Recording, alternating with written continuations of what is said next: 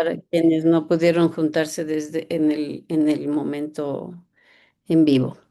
Bueno, como todos los miércoles, finales de cada mes, nos estamos juntando esta noche para hablar de distintos tópicos en relación a la lactancia materna y otros relacionados con la crianza y la alimentación de nuestros niños pequeños, menores de 2 años. Y para nosotros, desde hace ya 4 años, es un gusto participar en estas reuniones que tienen como objetivo difundir algunos temas que les interesan a las madres y a la comunidad en general, incluso profesionales de la salud que nos acompañan y que, bueno, ampliamos esta temática hacia otras áreas del conocimiento que también son muy relevantes. Y esta noche tenemos el gusto de que nos acompañe la doctora Catalina Espina, que es una médica pediatra, y también con Cristina Hidalgo, que es una colega que trabaja en el área de terapia ocupacional y que bueno, justamente hoy ha sido un placer para nosotros tenerlas para reunirnos hoy y poder hablar de temas que no hemos abordado en otras oportunidades.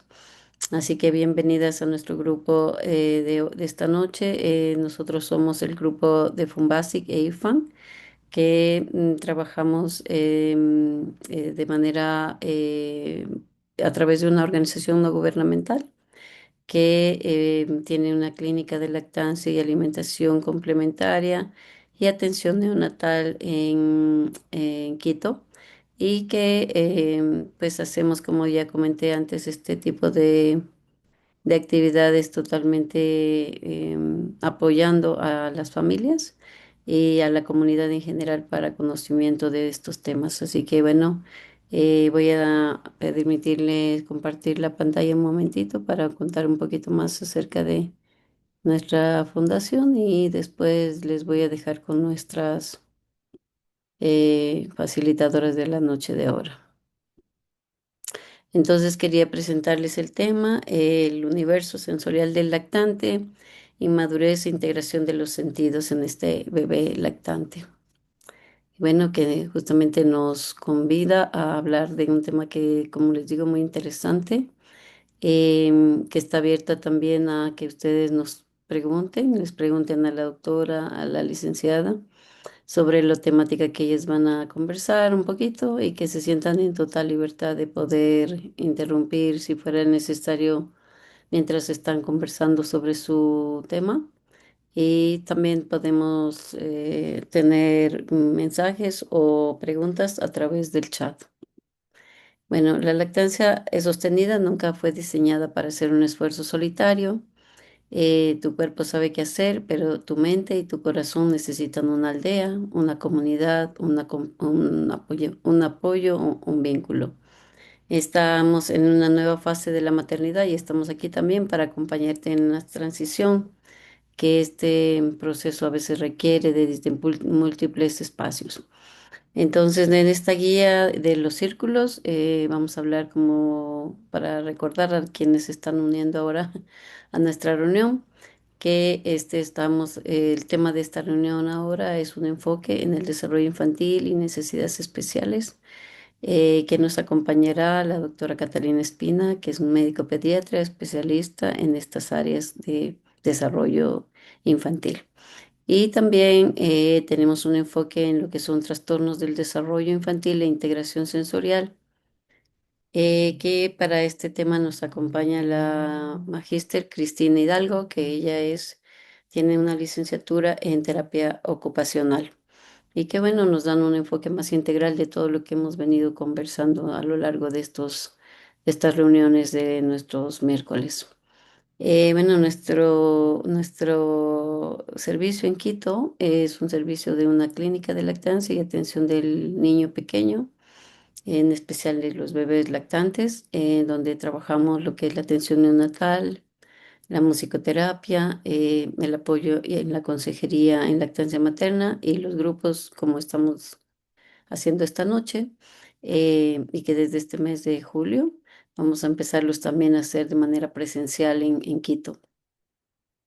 También apoyamos lo que es la alimentación complementaria de nuestros niños cuando inician este proceso y acompañamos a las parejas en su periodo gestacional para realizar el curso de psicoprofilaxis del parto.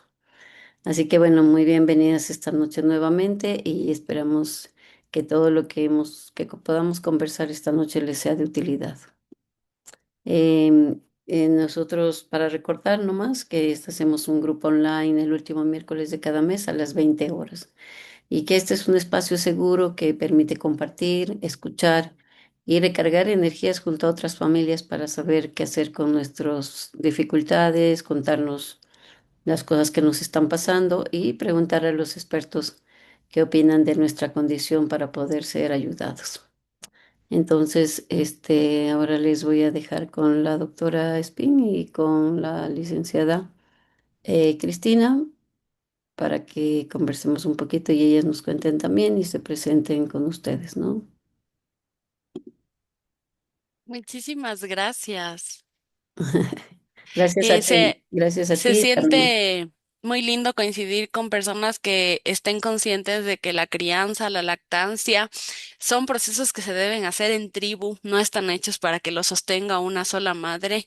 Y de ahí derivan pues también muchos desafíos porque nos sentimos insuficientes para esto. Entonces me alegra poder ser parte de este equipo, pero sobre todo me encanta poder estar aquí de la mano de Cris. Así que Cris, me encantaría que te presentes. Gracias, Cata. Buenas noches a todos. Yo soy Cris.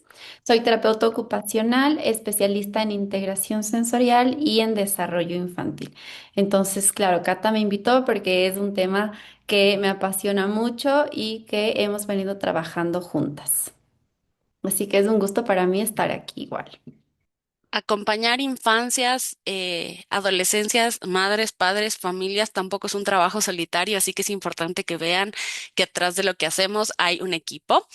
Y yo solo voy a dar como unas pinceladas para adentrarnos en este tema y decirles que nosotros percibimos el mundo a través de nuestros sentidos, entonces cuando estamos recién naciditos, si bien tenemos como que todo el cableado para ya empezar a funcionar y empezar a recibir los estímulos, todavía no estamos del todo maduros cuando estamos recién nacidos para poder interpretar todos los estímulos y hacerlos al mismo tiempo.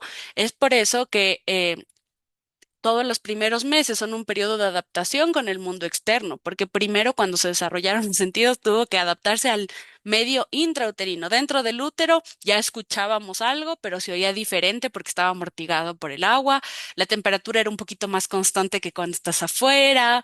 Los movimientos se sienten súper diferentes en el agua que ya con la gravedad afuera. Entonces, todo esto tiene que ir de a poco graduándose o calibrándose e irse afinando durante los primeros meses. Y lo curioso es que cada sentido tiene su propio proceso de maduración, por lo tanto, puedo estar muy maduro en un sentido y todavía no en el otro. ¿Sí? Entonces, más o menos para que sepamos, cuando tenemos un bebé recién nacido, ve borroso, ve hasta aproximadamente 20 a 25 centímetros, que es básicamente la distancia entre el seno de mamá y su cara. ¿Sí? Eh, Al mismo momento, cuando estamos naciditos, somos bastante sensibles a nuestro oído, sobre todo cuando el ruido es fuerte, pero lo calma cuando el sonido que escuchamos se parece a algo que ya había escuchado. ¿Cómo será? ¿No sabe? Entonces, cuando estamos Pues en sí, la... eso creo. Perdón, ¿nos puedes ayudar cerrando el micrófono, Dayita?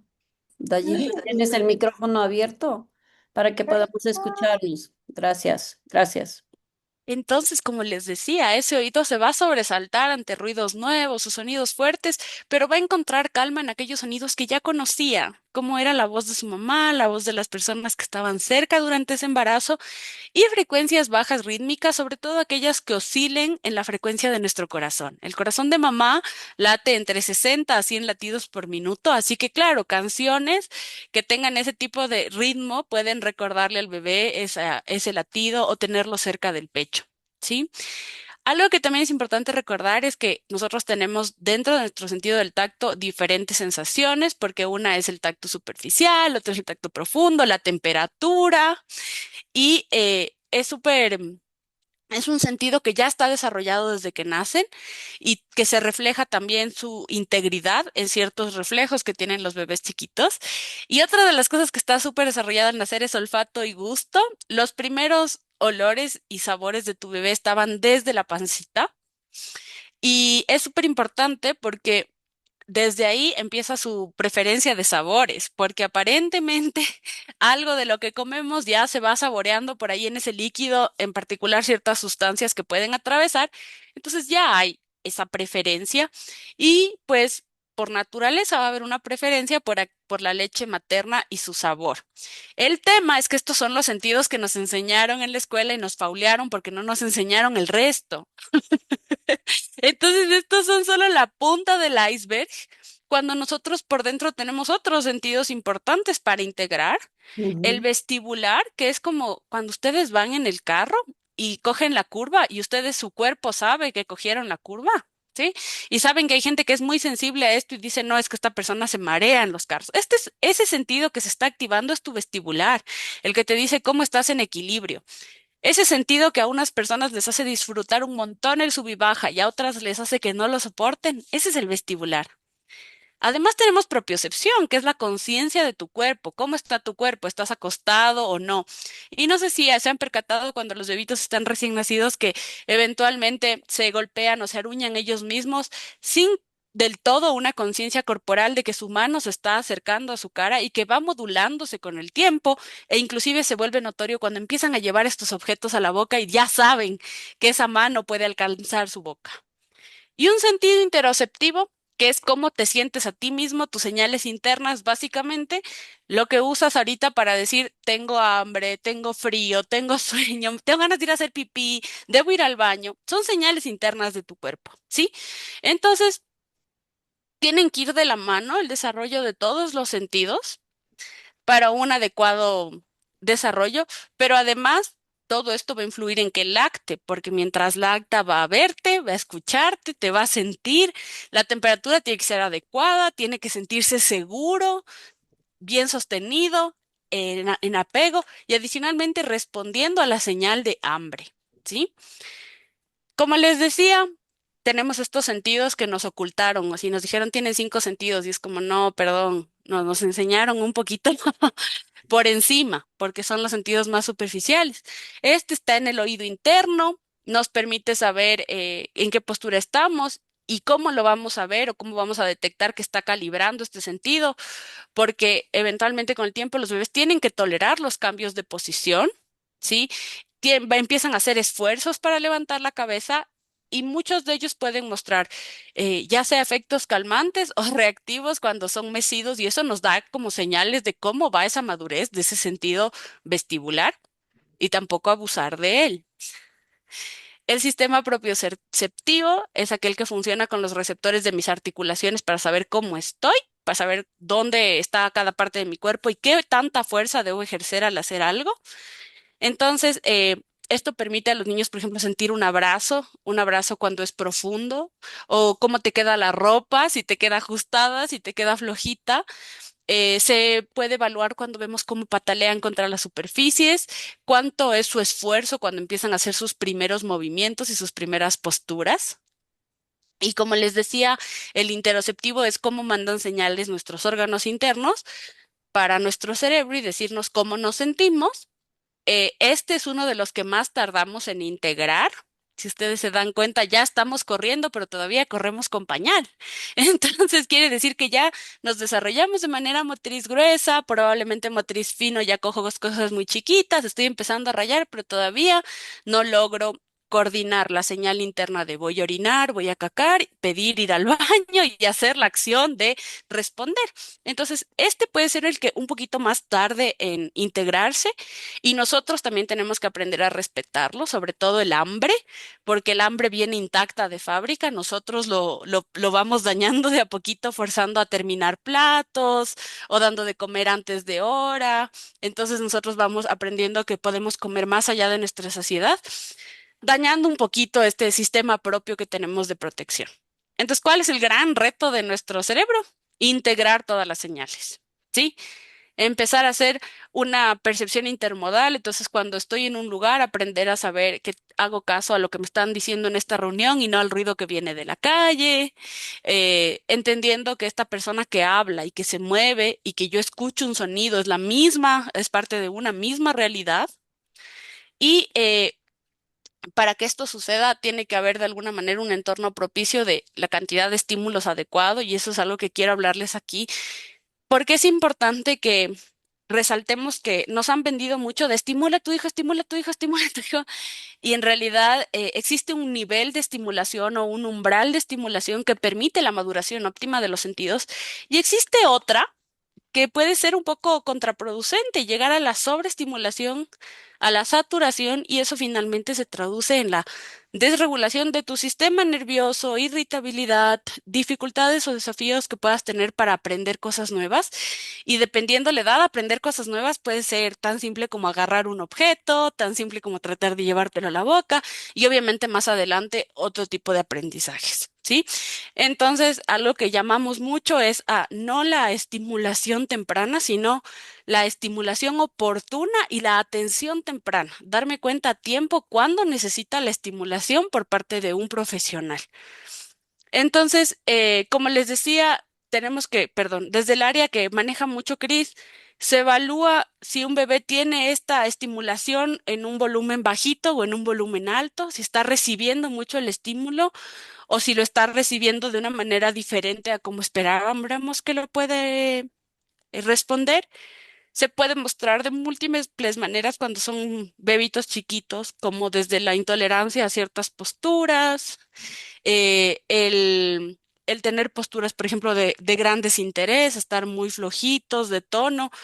También puede verse a través de que responda a las señales con cierta persona y no con otra, y pase por un tema sensorial y no de apego, no porque le cae mal a otra persona, ¿sí? Y entonces, tres cosas que quiero que se lleven de hoy. Perdón, antes de que te pases a esta otra diapositiva, en esta de aquí pudiéramos, o sea, quería consultarte que ¿cuáles serían como para la persona que, en este caso su mamá o su círculo cercano, como las señales que ellas necesitan saber para poder decir que su hijito, su bebé necesita estimulación o no debería ser estimulado porque ya está haciéndolo bien o no sé, bueno, o sea, como que las señales que requieren las madres para poder tener pues más claro como que si requieren apoyo o no estos niños? Gracias, Rocío, por la pregunta. Y es una pregunta clave porque las señales que hay dependen de la edad del bebé. Entonces, si yo te doy una sola clave, puedo estar llamando a consulta a bebés que no lo necesitan y dejando pasar a otros. Entonces, ¿cuál es el punto clave aquí? Acude a tus controles. Aquí en la China, en Estados Unidos y en todos los países del mundial y los que no, los controles durante los primeros 6 meses son mensuales, y es por esto, porque es un periodo crítico de crecimiento, desarrollo, ajuste al medio extrauterino, ver que la lactancia esté bien. Entonces, primer control a los 7 días del alta hospitalaria, luego al primer mes, y nos vamos mensualmente hasta los 6 meses, y que estemos bien pendientes de cualquier señal que para la edad me esté lanzando alguna alerta. Sin duda.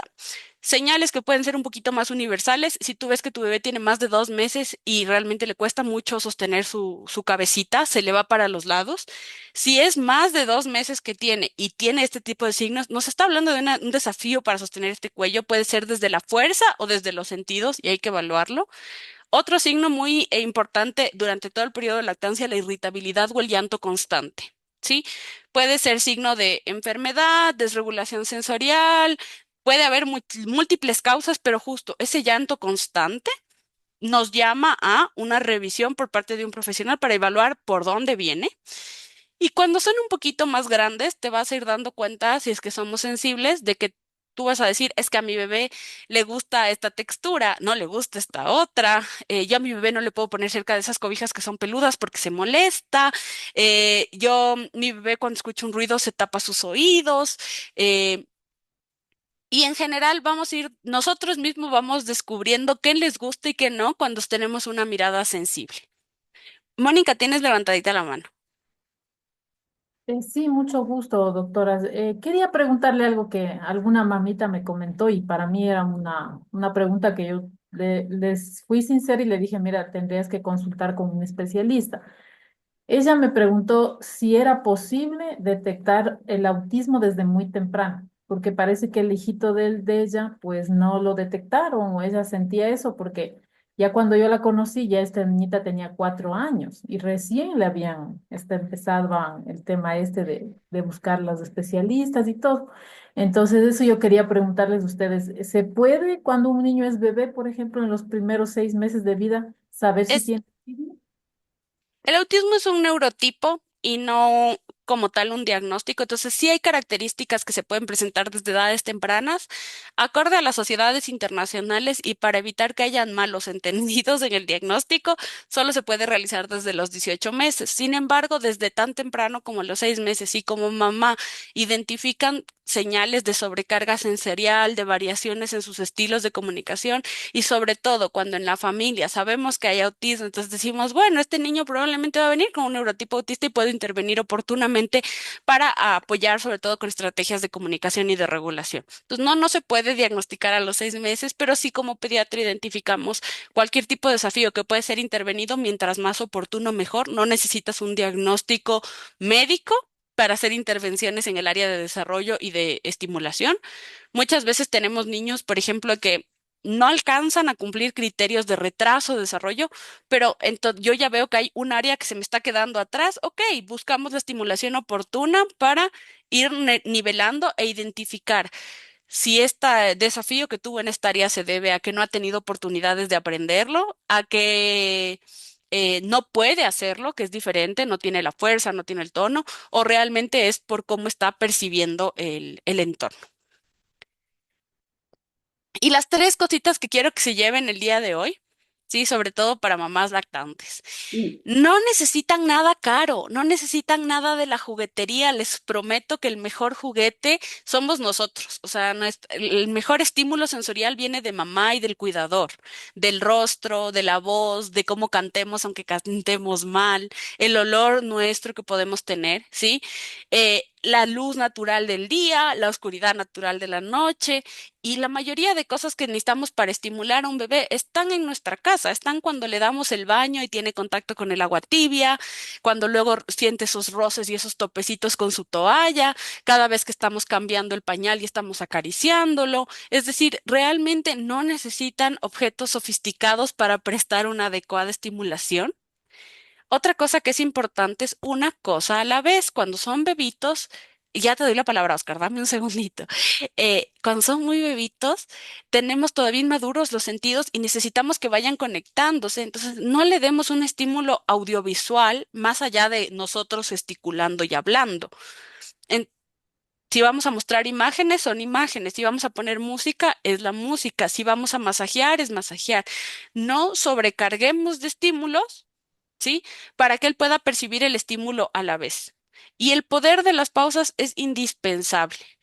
Nosotros no podemos pretender que dar 30 minutos súper intensivos de estimulación, porque para un cerebro en desarrollo esos 30 minutos son un montón de tiempo, ¿sí? Mm.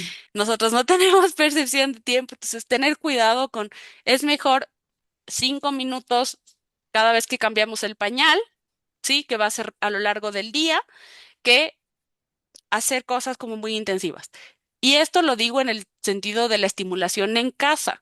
Es diferente cuando estamos frente a procesos de rehabilitación terapéutica en los que, claro, agrupamos la terapia porque la necesita y es terapia. Y ahorita estamos hablando de estimulación en casa, ¿sí? Ahora sí, Oscar, me encantaría escucharte. Hola, buenas noches, doctora. Me preocupa algo, bueno, me interesa saber algo. Los niños se meten todo a la boca y a mí me preocupa pues que les dé algo en el estómago.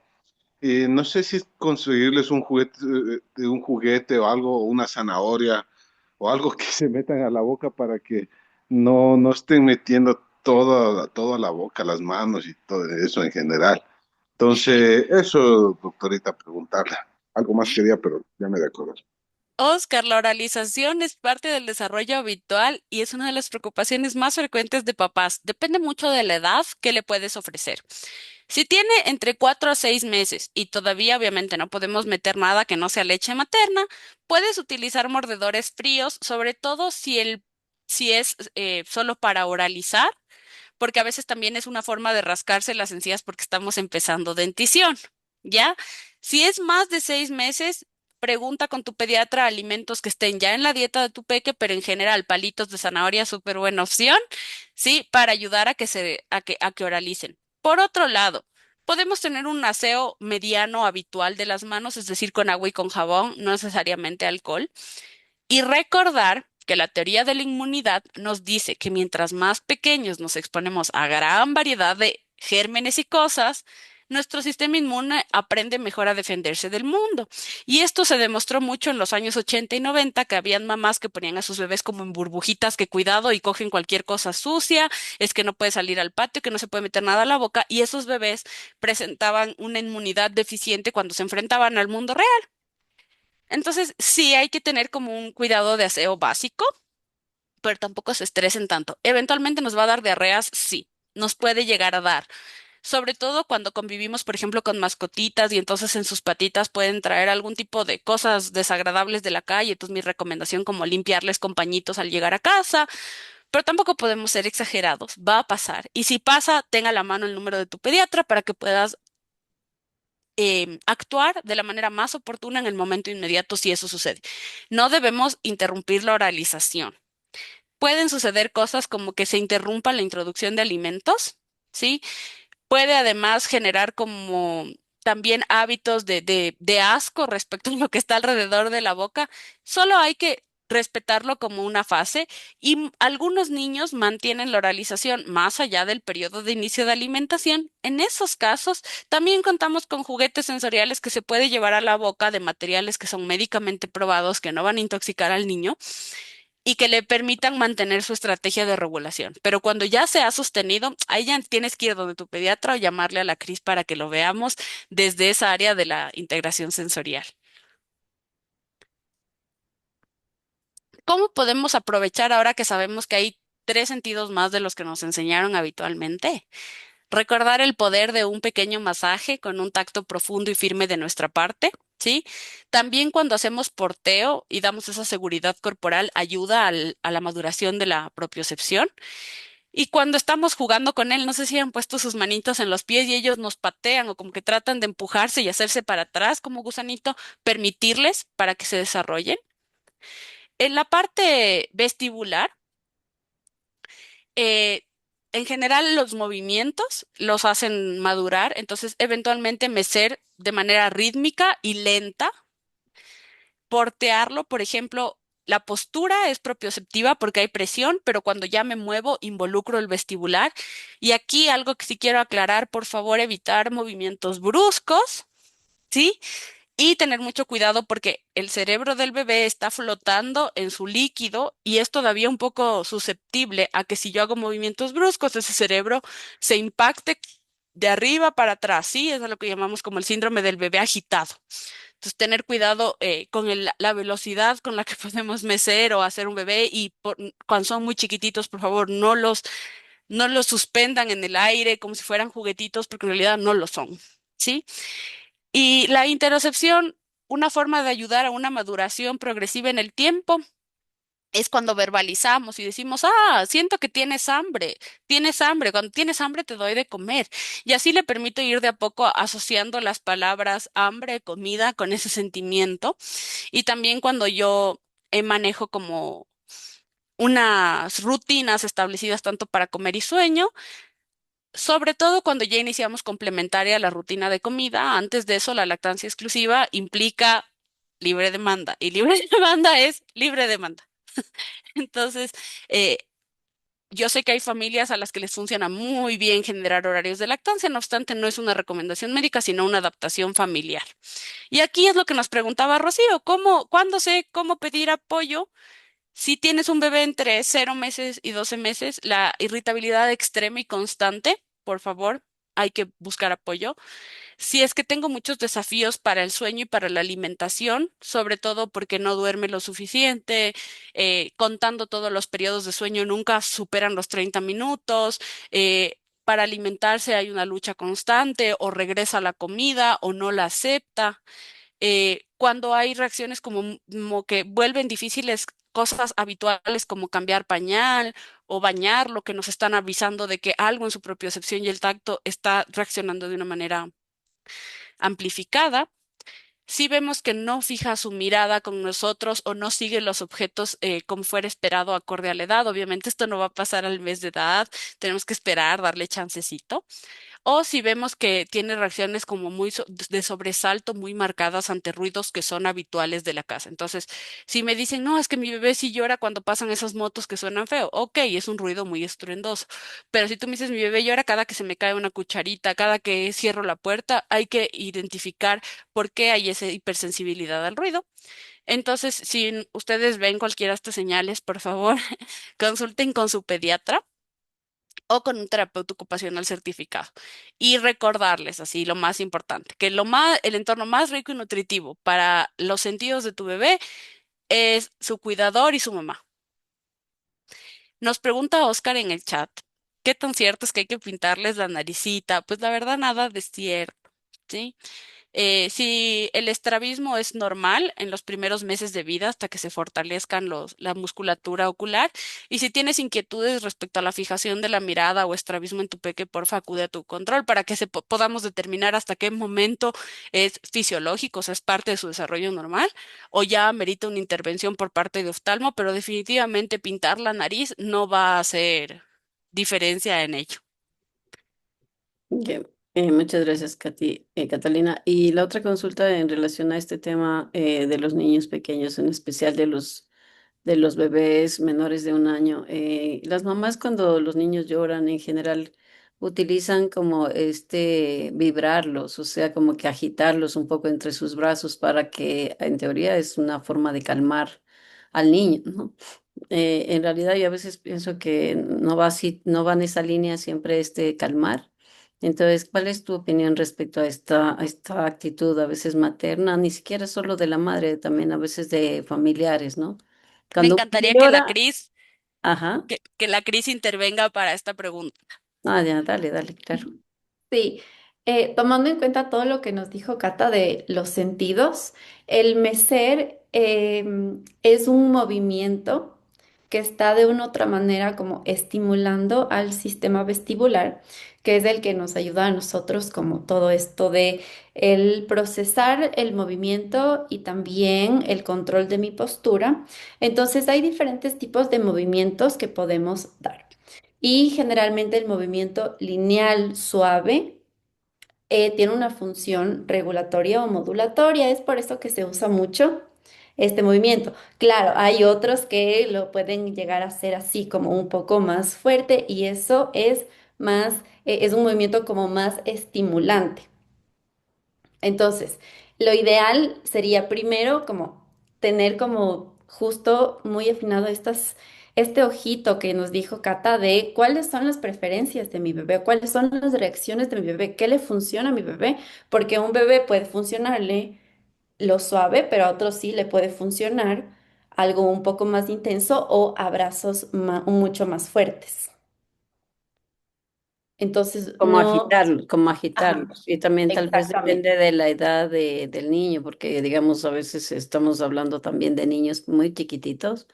En las unidades de cuidado intensivo neonatal tenemos bebés, digamos, bajo 2.500 gramos.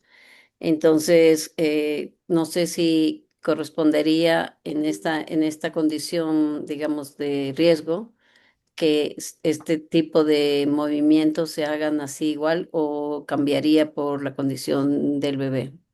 En bebés prematuros que tienen o con bajo peso al nacer, sobre todo aquellos que están ingresados en unidades de cuidados intensivos o intermedios, el movimiento recomendado es el contacto piel con piel, canguro, está sumamente probado el beneficio para nivel de desarrollo neurológico y el movimiento que se pudiera utilizar es un leve mecerse levemente de la madre sin vibraciones, es decir, sin saltar, sino levemente. ¿Sí? De esta manera, y obviamente siempre previa indicación médica. Hay bebés que, por ejemplo, si están con dispositivos, deberíamos evitar más bien ese movimiento Y considerar, y esto es como motivo de otra charla un poco diferente, pero cuando tenemos bebés hospitalizados, la sobrecarga sensorial de la unidad de cuidados intensivos es algo a lo que hay que ponerle mucha atención porque vemos con gran frecuencia que son bebés que terminan teniendo desafíos en su integración sensorial por esa alta exposición a altas cantidades de estímulos. Sí, muchas gracias. Sí, bueno, como complementando lo que tú comentas, cada vez hay más, pues, como que respeto, digamos, a las condiciones de sonido o de ruido y de luz en las unidades de cuidado neonatal y intentamos, ¿no? Todavía no logramos hacer esto, pero tener sonómetros que nos Ujú. permitan poder medir, ¿no? La calidad y la intensidad del sonido, inclusive de nuestras voces, para que pues el niño justamente que está hospitalizado reciba menos estímulos que pueden ser inclusive hasta dolorosos, tal vez, no estoy segura de esa parte, pero yo creo que pudieran llegar a estar así dependiendo de la intensidad con la que pasen, ¿no? Porque hay Rocío, monitores, hay sonidos, de todo, etcétera. los estudios muestran que el 80% del exceso de ruido en las unidades de cuidados intensivos neonatales vienen de la voz. Esto lo hicieron en Estados Unidos en diferentes unidades, poniendo sonómetros y se daban cuenta que ni siquiera eran las máquinas que pitaban, no era el ventilador, no eran los pipipips, no. Era la gente hablando, sobre todo cuando el personal de salud se estaba entregando guardias que estaban en conversaciones diarias. Entonces, el principal cambio que hacer es un mea culpa, es decir, nosotros necesitamos cambiar nuestra cultura y esos son cambios que tardan un poquito más de tiempo que aquellos que dependen de la máquina. Pero vamos, como tú dices, ya implementando cambios y eso es óptimo. Sí, Mónica, exactamente, muchas gracias. Sí, y yo quería hacer una pregunta que también, bueno, me asalta ahora, pues mi hijo ya tiene como 20 y pico de años, está sano y bueno parece. Es el usar las hamacas. O sea, mira, eso me preguntan muchas mamás a mí. Yo pienso que a veces uno, a pesar de que tiene muchos años ya de práctica profesional y de la experiencia y de todo esto, a veces uno también termina recomendando lo que a uno le ha funcionado, pues, ¿no? Desde mi perspectiva, yo a veces les digo, chuta, tienen que probar, porque a mí, por ejemplo, la hamaca era fantástico con mi primer bebé. O sea, él comía, hacía su toma del pecho, le cambiaba el pañal, lo ponía en la hamaca y la hamaca, pero, o sea, suavemente, ¿no? Lo iba meciendo y él dormía feliz. O sea, tú lo mirabas y estaba totalmente relajado, ¿ya? Y cada cierto tiempo, ahí hizo lo que dice aquí la doctora Catalina, hizo una rutina que me ayudó muchísimo a mí, obviamente. O sea, a veces yo les digo a las mamás, esperemos porque cada niño es diferente. Y a veces también siento que la desesperación de los papás, ¿no? En este caso, papá y mamá, que están involucrados 24 horas a veces con el bebé, es esa desesperación tal vez de que el niño haga lo que ellos quieren, ¿me entiendes? Que les deje descansar, que haga sus tomas con más regularidad, digamos, que tengan unos periodos, qué sé yo, me invento de 2 a 3 horas para hacer también ellos sus actividades, porque hay que entender también que la llegada del niño es una felicidad, pero también es un cambio brutal para, o sea, las que están aquí embarazadas, que veo algunas de las que yo les invité, les voy a decir algo, pero para que se vayan preparando. Usted tiene un hijo y su vida jamás vuelve a ser la misma. O sea, eso sí tienen que tener claro, porque a veces la gente como que no está en esa línea y entonces es un tremendo problema cuando el niño nace. O sea, te cambia la rutina, tú, entonces la gente, como yo me doy cuenta de esto cuando voy a las casas a hacer la consejería en lactancia, la asesoría, es que la gente quiere que el niño se adapte a ellos y es al revés, pues. O sea, yo siempre trato de explicar, o sea, es al contrario, vamos a ver cómo nosotros como adultos nos adaptamos a la criatura. Y luego, cuando no es un proceso forzado, cuando no es algo, digamos, muy pensado, como que mucho le meto la cabeza, estoy investigando, leyendo por allá, por acá, escucho también la familia, influye todo, ¿no? A veces dejar que las cosas fluyan naturalmente es mejor, pero yo hablo desde mi perspectiva y esa era mi pregunta. ¿Está bien usar la hamaca o no? Mónica, primero, antes de que Cris te responda, solo quisiera saber a qué te dedicas. ¿Desde qué área acompañas las maternidades? Soy enfermera y trabajo ya muchos años en neonatología, en las UCIs de neonatos. Ah, chévere. También soy IBCLC, hago Ah, consejería. chévere. Ajá. Chévere. Cris, ahora sí responde sobre las hamacas. Sí.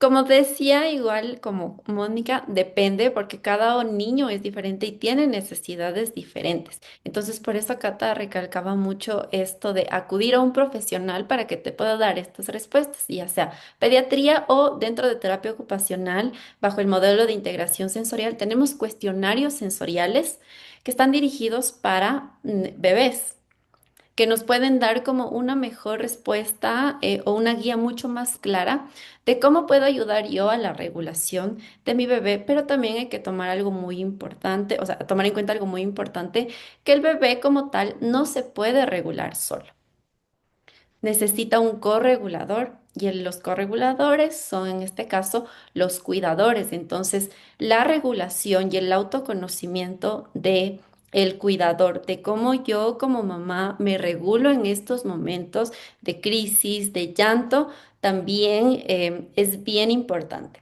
Entonces, es claro, de saber o entender las preferencias o las necesidades sensoriales de el bebé, pero también mis propias necesidades sensoriales para yo poder regularme primero y después corregular a mi bebé. Cris, aquí yo quisiera acotar al tema de las hamacas, por favor, la seguridad de la vida. ¿A qué voy? Ujú, ¿Cuál es la altura de la hamaca? ¿Qué pasa si el bebé se cae? O sea, ¿sobre qué se cae? ¿De qué altura se cae? Entonces, inclusive para eso, por favor, eh, un poquito de sentido común ahí, porque hay gente que dice, ah, le voy a poner una hamaca y entonces la hamaca está a 1 metro del suelo y el suelo es de parquet y ponen al bebé ahí solo. Entonces es como, no, eso no. Hamaca en todo caso sobre la cuna que está a 10 centímetros del colchón, entonces en el peor de los casos se rueda y se cae en su propio colchoncito, en su cuna, en un ambiente contenido. Entonces, ojo con eso, que la vía aérea esté destapada, que el ancho de la hamaca no permita que se vaya a enrollar el niño en la hamaca y quedar asfixiado. Entonces suena un poco como, no, eso es obvio, no, de verdad los accidentes, la mayoría de accidentes en niños menores de 5 años son prevenibles. Y otra de las cosas es que conociendo que el sentido vestibular es muy regulatorio, hay quienes han hecho como dispositivos de automecida, tengan cuidado con siempre que vayan a comprar uno de estos dispositivos, que no lo necesitan, por cierto, pero si lo compran. Busquen por favor las alertas porque hay algunos de ellos que se han asociado con muerte prematura del lactante porque de alguna manera no están estimulando de una manera óptima, sino que al contrario se han asociado con eventos adversos. Entonces solo les pido por favor tengan en cuenta esos pequeños detalles y a veces lo más simple es lo más común. Un cochecito, tu bebé bien acostado y hacer un pequeño meseo o tus brazos, ¿sí? Y lo que dice Cris aquí también respecto a la autorregulación, ahí también entran temas de temperamento y los rasgos temperamentales se muestran desde edades muy pequeñas y también contamos con herramientas para buscar la bondad de ajuste de temperamento entre bebés y padres y brindarles como herramientas de, mi hijo es muy activo, pero yo soy pasivo, ¿cómo llegamos a esa bondad de ajuste? Mi hijo es reactivo, yo soy más bien pasivo. Mi hijo le encantan las cosas nuevas, yo soy más bien de lo cotidiano. O los dos, nos encanta estar saltando, brincando. ¿Cómo buscamos la bondad de ajuste que lleve a que fluya la relación? Y sobre todo también porque los temperamentos varían entre papá y mamá y por ende la relación de papá y mamá con el bebé son diferentes y le van agregando el número de personas que siguen acompañando a esta familia, ¿no? Alguien preguntaba aquí por el chupón. Me gustaría decirte que no hay una recomendación estricta y única. Eh, la escuela norteamericana dice mucho como que no uses chupón nunca por poco, ¿sí? O sea, contraindicado forever. Y en cambio, por ejemplo, escuelas nórdicas europeas son muy de regúlalo, cállalo, usa el chupón. Entonces, es un tema que va mucho por temas culturales, con cuánto tiempo lo usamos, cómo lo estamos manejando. Entonces, no es ni un sí, dale, no hay problema, ni tampoco un no. Con 24 días de nacido, mi recomendación es no lo utilices todavía, porque es una edad en la que puede haber confusión chupón-pezón. Entonces, todavía es una época crítica de mantener y salvaguardar la lactancia. Recordemos que los 3 primeros meses son los meses en los que se define qué tiempo va a lactar un bebé. Y depende de pequeños hábitos como este chuponcito que pudiera confundir o cambiar el hábito del bebé. Entonces, mi recomendación sobre todo es, no es un no definitivo, pero eventualmente te puede apoyar, pero no es lo más recomendable.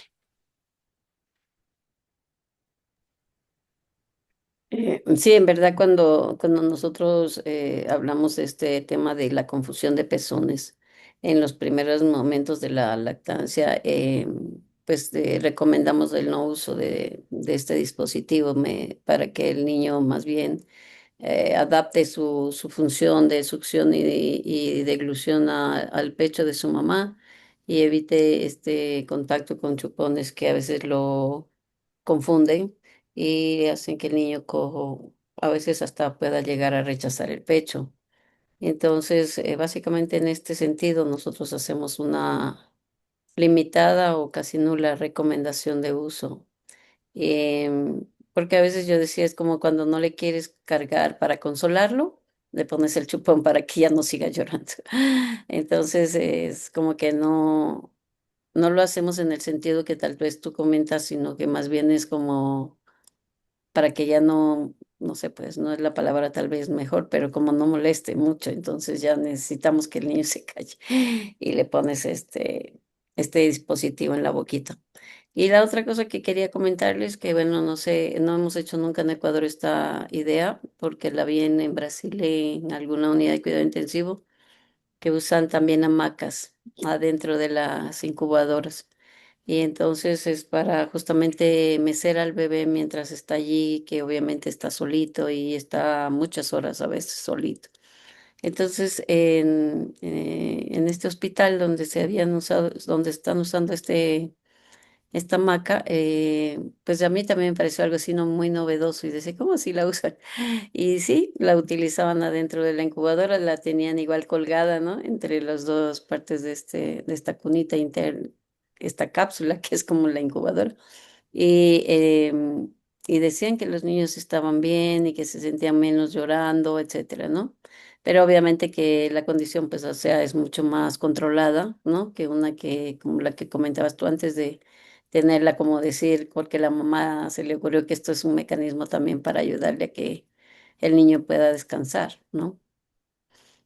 Pero bueno, entonces alguien más quería levantar. Katia Ruales, ¿querías preguntar algo? Sí, ¿cómo están? Buenas noches. Regresando un poquito al tema de los chupones. Efectivamente entiendo que no está recomendado. Sin embargo, ¿cómo podemos hacer las madres que tratamos de, o sea, de mantener netamente la lactancia con el uso del biberón? O sea, ¿cómo lo vamos implementando dentro de para que no se nos haga difícil el momento que nos toca regresar al trabajo? Eso sería como que, ¿cuál sería la recomendación para ir incrementando, o sea, para implementar dentro de la rutina el biberón y de igual manera no dejar de lado el seno? Katia, no, en mi experiencia acompañando maternidades de aquí voy a ser clara que a diferencia de Mónica, yo no tengo IBCL, no soy asesora, eh, pero lo que sí hacemos es esperar el primer brote de crecimiento, ¿sí? Algunos peques lo alcanzan a las 4, otros a las 6 semanas. Superada esa primera crisis, sabemos, y sobre todo si la superamos con éxito, si realmente logramos corregularnos en esa crisis, eh, posteriormente podemos empezar a probar con tomas con un biberón. Y lo otro que también hacemos es, ok, ¿qué tiempo tienes de reposo, de lactancia? Y ajustamos a ese tiempo. Con que nosotros 2 semanas antes de que tú vayas a dejar al bebé podamos introducirlo es un tiempo suficiente para la costumbre. Ojo, va a haber uno de cada 10 niños que no lo va a hacer. No te va a aceptar el biberón, no se va a acostumbrar a la botella y eventualmente hay otras opciones como biberones cuchara, darle con cuchara, y excepcionales casos en donde hay como mucha paciencia directo con copita a la boca. Exactamente, nosotros también hacemos esta recomendación a las mamás, les explicamos que darle a un bebé muy tempranamente el biberón es como que le produce justamente ya lo que comentábamos, que es una confusión de cómo debo comer, cuál es la manera de mover mi lengua cuando necesito que exprimir o escurrir leche de mi mamá. Entonces, una manera lo hago cuando lo haces desde la boca con en contacto con con la mamá y otra lo hago cuando lo hago con este chupón. Entonces, la recomendación es como también la doctora Catalina está comentando, que más allá del mes, cuando el niño ya ha establecido bien su lactancia y esta lactancia funciona, digamos, eso es muy importante. Esta lactancia, hablando de niños, digamos, en condición normal, de peso, de nacimiento, etcétera, ya está establecida. Entonces es más fácil para este bebé aceptar, digamos, otra forma de alimentarse y no rechazar la de su mamá, sino que hay que utilizar las dos, ¿no? Igual quisiera decirles que no romantizamos los procesos de trabajo y el periodo de lactancia, porque no todo el mundo tiene un trabajo formal que te permite tu tiempo de lactancia y acompañamos lactancias que tienen que volver al trabajo casi inmediatamente. No lo digo con ningún orgullo, pero por ejemplo, la residencia médica es un periodo súper antibebé. Nos prohíben a las mujeres quedar embarazadas. Cuando quedamos embarazadas nos ponen un montón de problemas. Y tuve muchas colegas siendo mamás en nuestro posgrado que a la semana tenían que volver con nosotros a clases, hospital, guardias. Y se logró sostener lactancias con mucho apoyo de un entorno y una tribu, ¿sí? Entonces también como que, ok, por tu trabajo tienes que darle biberón a las 2 semanas, vamos a seguir luchando por esa lactancia de mamá, porque te siga saliendo leche, por enseñarte cómo extraerte y también acompañando si es que tenemos un duelo de la lactancia que no es como imaginábamos, porque te duele mucho, porque no lo quieres seguir haciendo o porque tu bebé ya no te volvió a recibir el pecho después de recibir un biberón, igual se acompaña.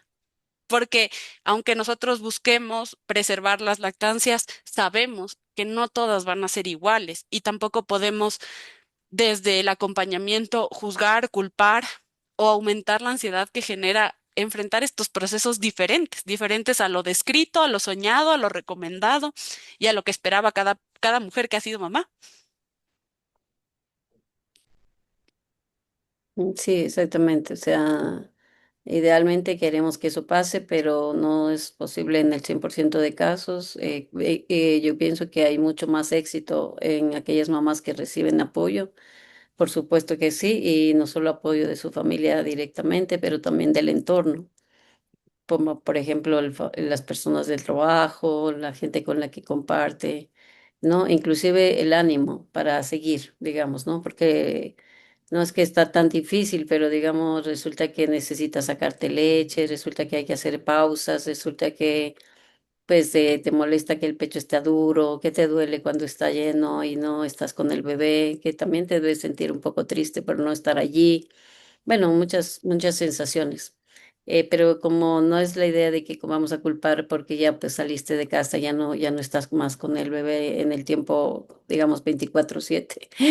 Pero eso es una situación que debemos ver cómo lograr hacer lo más que podamos por este niño y esta mamá en el entorno que le toca vivir, ¿no? Y acompañar ese proceso ayuda mucho a que se mantenga más tiempo, a que no se interrumpa, a que la lactancia, por lo menos la producción de leche no baje.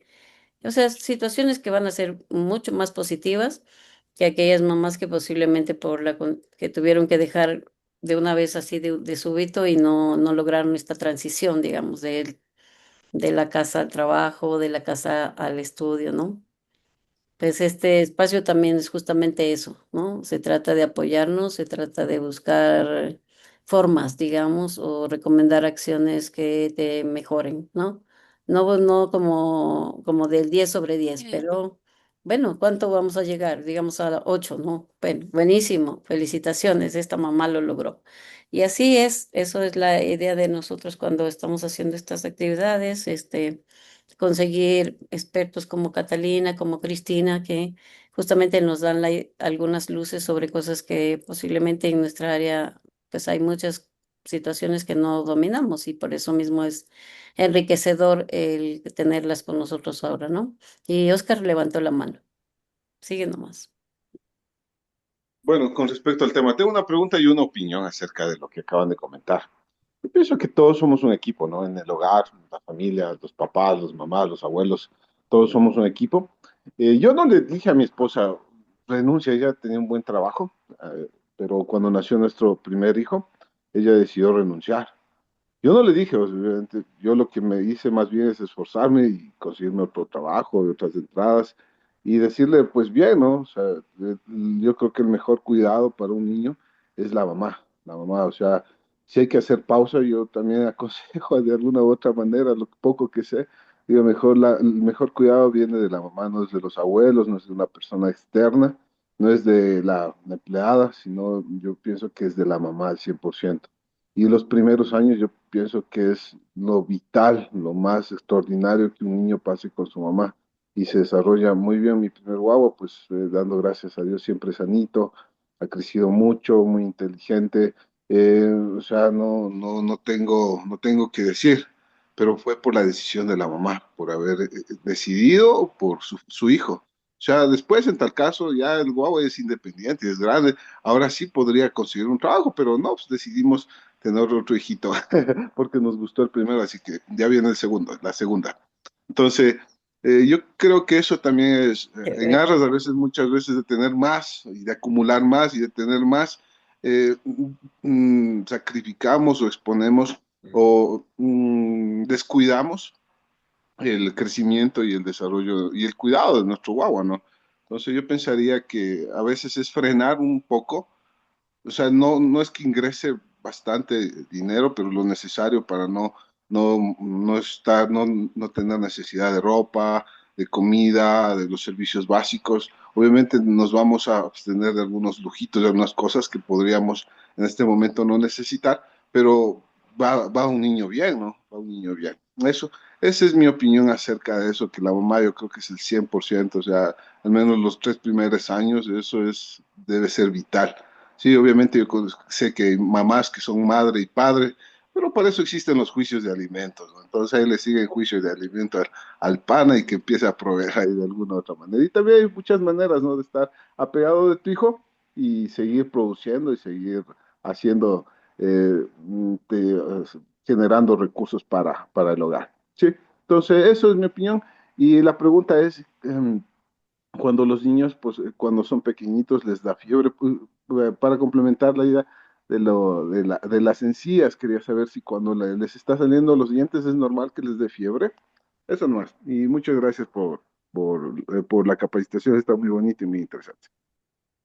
Gracias, Oscar, por tu experiencia y vivencia personal. Te contesto, la verdad, no. Que te salgan los dientes no es causa de fiebre. Que si da fiebre, si te da una infección gastrointestinal por meterte toda la boquita porque te pica tus encías. Entonces, ojo con eso, la fiebre no es, no se puede normalizar en contexto de salida de encías. Entonces, vigilar que no vaya a ser una fiebre, por ejemplo, posvacunal, porque justo coincide que a los 4 meses nos vacunan y comienza la rascadera de encía. Entonces, quizás esa fiebre no iba por el tema de dientes, sino por la vacuna, o ver que no haya una infección aguda, un resfrío, o sea, que te puede causar fiebre, pero no, la salida de dientes no da fiebre.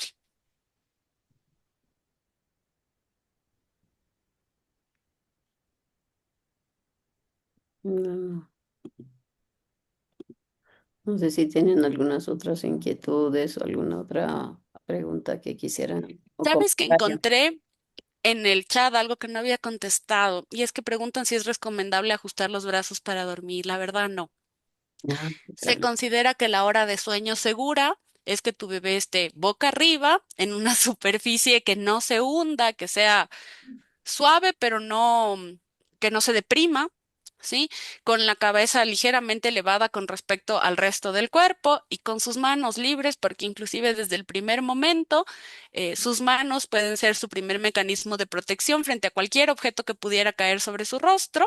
Adicionalmente, el fajar a los bebés, que era una costumbre bastante tradicional de ciertas culturas, tampoco está recomendado por las caderas. Si nosotros mantenemos las piernas en abducción, podemos generar eh, problemas en el desarrollo de la cadera. Entonces, tener como por ahí cuidado con estas fajadas de los niños o agarradas de las manitos. En todo caso, si son niños que se destapan con mucha facilidad y lo que nos preocupa es su abrigo.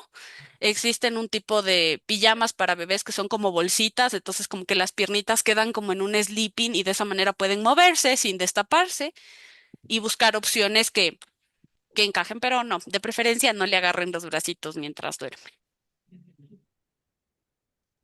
Esto está muy bien, en verdad. Eh, Esas cosas son las que, bueno, yo creo que también el uso de, por ejemplo, no sé, pero algunos niños o muchos tal vez, más de lo que decían de la naricita, les veo que les, como parte de su, no sé, su tradición cultural, familiar, colocan estas manillitas rojas en los pies, en las manos, o sea, en las muñecas. ¿no? A Ahí voy a veces me decir una parece opinión que me un asusta. poco impopular en mi gremio. Yo les Ujú, deciría, si les van a poner pulserita en el pie, no en la mano, porfa, para evitar que esté en contacto con cosas y luego va a la boca, ¿sí? ujú. En el pie. ¿Y por qué te digo en el pie? No sé si la pulsera roja ayuda, pero sé que no hace daño. Entonces, si usted cree que le va a proteger, la energía sin duda debe existir y si ustedes creen, úsenla. O sea, de verdad, como yo digo, si no hace daño, ¿por qué no? Pero en el piecito, que es menos probable que llegue a la boca. Ya a los 7, 8 meses ustedes mismos van a ver que esos pies llegan a la boca. ¿Aló? Entonces ahí Es tendremos verdad. que recalcular si necesitamos la pulserita. A veces lo que pienso, a veces también les digo a las mamás que no es que tampoco estén en desacuerdo del uso, solo es como que se resbala por el tamaño del brazo, o sea, de la muñeca hasta la axila. Entonces no estoy segura si algunas cosas, algunas de estas pudieran tener alguna repercusión en la circulación, porque aprieta. Sí, ¿Ya? tener cuidado con como que con el ajuste que tienen. ¿Alguien quería decir algo? No sé. No creo que está. Alguien está con el micrófono abierto nada más. No sé si tenían alguna otra pregunta o si también al cierre yo quería Yo, agradecer. pero bueno, no había problema porque el jueves llegamos nosotros. Ah, perdón, María Belén, si nos puedes, eso, gracias. No, yo quería decirles antes de, digamos, de cómo concluir, si nos pueden dar como los tips de la síntesis de la reunión de ahora y para que, bueno, recordar otra vez esta misma, los puntos muy claves de la reunión. La otra es también contarles que siempre están, las reuniones están siendo grabadas y se están subiendo al chat, al canal de YouTube de de la fundación y de Fumbasi. Y si usted la quiere repetir o volverla a ver o que compartirla con alguien, pues está bienvenida porque está abierta la posibilidad de tener acceso a esta reunión nuevamente. Entonces les deja con Catalina y con Cris para contarnos un poquito antes de cerrar los puntos claves. Bueno, agradecerles mucho por la invitación y ser parte de este espacio. Los puntos claves, no necesitas nada maravilloso, ni caro, ni ostentoso en casa para estimular a tu bebé. El cariño, los brazos, tu pecho son los estímulos más grandes que puedes recibir. Y la tercera o sea, y la cosa que sí me gustaría que se lleven es, si ustedes identifican algo diferente en la forma de reaccionar a los estímulos de su bebé, pregunten al especialista, no a la vecina, no al Google, no al ChatGPT, a su especialista que pueda individualizar su caso. Muchas gracias. No sé si Cris querías añadir algo más. Sí, también que puedan, o recuerden, mejor dicho, que como dijo Cata, no se necesitan como todos estos elementos, digamos, que uno puede ver en redes sociales o algo así para la estimulación. Tampoco es necesaria la sobreestimulación, ¿sí? Sino como dijo Cata, una atención temprana, una identificación temprana y ahí sí ir dirigiendo la estimulación a lo que realmente se necesita. Y que ustedes como correguladores siempre recuerden eso, ¿no? Que mi bebé no se va a poder regular si yo no estoy primero regulada. Y ese es un trabajo como interno que sí puede ser complicado porque vienen como que muchos cambios, la maternidad, la lactancia, pero siempre también pueden tener apoyo desde ese lado, ¿no? ¿Cómo yo me puedo regular para poder corregular a mi bebé? Eso sí, creo que es súper mensaje, en verdad. Si las mamás no se sienten bien, si a veces están muy demasiado demandadas, digamos, de muchas acciones en su familia, a más de la que tiene que hacer con el cuidado del niño pequeño, del bebé. Es a veces abrumador el trabajo que reciben, que necesitan hacer y entonces por eso mismo no lo logran, ¿no? Y tal vez ellas se sentirán culpables de no poder hacer tantas cosas, pero sí es necesario esta red de apoyo para que esta mamá descanse algún momento, no solamente esté cuidando, pero también sea cuidada. Creo que ambas cosas, cuidar y ser cuidada es muy importante entre las mamás y sus hijitos, ¿no? Y bueno, también otra vez agradecerles antes de despedirnos. Yo quería otra vez compartir mi pantalla solo un minutito más para contarles que, bueno, nuestra red de apoyo de la lactancia y estas reuniones que tenemos, perdón, ¿no se estén viendo mi pantalla? Sí. Sí. Ah, ok, entonces, bueno, queremos mantener este espacio. Como saben, ahora siempre tenemos algo alrededor de 20 personas, 20 mamás o papás acudiendo a nuestras reuniones de nuestros miércoles. Así que, bueno, primero gracias por ser parte de este grupo de apoyo y también depende de su ayuda para que sigamos haciéndolo. Entonces, aquí tienes un código de QR ahora que puedes escanear para contribuir de manera voluntaria a mantener estas reuniones cada mes. Así que bueno, bienvenidas a este apoyo si algún momento ya lo desean hacer. Y esperarlas para la próxima reunión que va a ser el mes de julio, que tenemos también un apoyo muy importante de musicoterapia. Así que ya tenemos un tema bien bonito para ustedes. Y agradecerles a Catalina y a Cris por su tiempo de hoy y a todos por compartir, ¿no? Por compartir este tiempo de apoyo entre todas. Así que buenas noches con todas y nos vemos en un mes otra vez por aquí. Que pasen Gracias, bien. chao, doctores. Buenas noches, que Un pasen gusto. bien. Igualmente.